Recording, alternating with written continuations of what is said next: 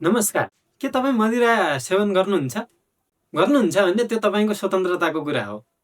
तर विश्वको परिवेशलाई हेर्नुहुन्छ भने पछिल्लो समय मदिरा सेवन गर्नेहरूको संख्यामा उल्लेख्य गिरावट आइरहेको छ। कुनै समय युवा पुस्ताहरूमा आकर्षणको रूपमा रहेको र हरेक उत्सव र पार्टीहरूमा मदिरा बिना त्यो पार्टी र उत्सव नै सम्पन्न हुँदैन भन्ने सम्झिरहेको मदिरालाई अहिले च्यात्तै छाड्न थालेका छन्। यसको पछाडि केही विशेष कारणहरू छन्, जस्तो विभिन्न अध्ययनले पछिल्लो समय बढ्दै गएको विभिन्न दीर्घ रोगहरू मदिराका कारण निम्तिएको हो भन्ने भइसकेपछि विशेष गरेर जेनजेड समूहका र 35 वर्ष मुनिका युवाहरू मदिराको उपभोगमा या मदिरा सेवनमा कटौती गर्दै लगेका छन्।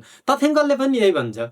विश्व अर्थतन्त्रलाई एउटा महत्त्वपूर्ण योगदान दिँदै आएको डिस्टिलरी इन्डस्ट्रिज अर्थात् मदिरा उत्पादक कम्पनीहरू ऐतिहासिक नोक्सानीको दलदलमा फसेका छन्। एउटा तथ्याङ्क हेर्दा विश्वमा मदिरा सेवन गर्नेहरूको संख्या यस्तो तरिकाले घटेको छ कि त्यसले भविष्यमा कयौं मदिरा उत्पादक संस्थाहरू बन्द हुन सक्ने अवस्था देखिएको छ। लेटेस्ट एउटा तथ्याङ्क हेरौँ। सन् 2025 को अन्तिम र 2026 को सुरुवात ताका विश्वको सबैभन्दा प्रतिष्ठित व्हिस्की उत्पादक मध्येको एक जिम बिम नामक कम्पनीले पूर्णतया आफ्नो उत्पादन बन्द गर्ने निर्णय गर्यो।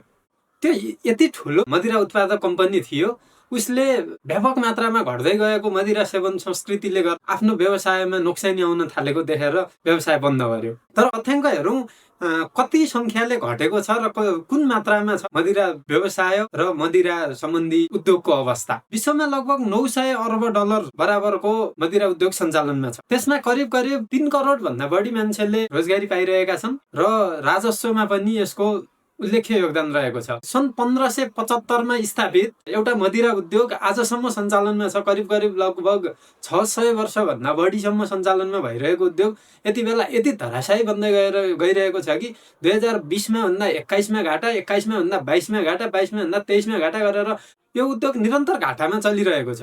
के यो उद्योग अब बन्द हुँदैछ भन्ने एउटा प्रश्न पनि आम मानिसमा आइरहेको छ। अब तथ्याङ्क हेरौँ। फोर्ब्सले सार्वजनिक गरेको एउटा यो तथ्याङ्क हेरौँ, जसमा सन् 2022 को तुलनामा आजको अवस्थामा आइपुग्दा लगभग 20% को हाराहारीमा मान्छेले मदिरा सेवन गर्न छोडिसकेका छन्। विकसित देशका विभिन्न विश्वविद्यालयहरूमा अध्ययन गर्ने विद्यार्थीहरूले कुनै समयमा 20% ले मदिरा सेवन गर्न छोडेको बताएका थिए भने अहिले त्यो प्रतिशत पुगेर पछिल्लो 3 वर्षमा नै यो 30% पुगिसकेको छ। अब प्रश्न आउँछ, विश्वमा 390 अर्ब डलर भन्दा बढीको योगदान गर्ने कम्पनी यसरी धराशायी हुँदा विश्वले कसरी हेर्ला? विशेष गरेर 35 वर्ष भन्दा मुनिका युवाहरूले मदिरा सेवनलाई अत्याधिक रूपमा छोडिरहेका छन्।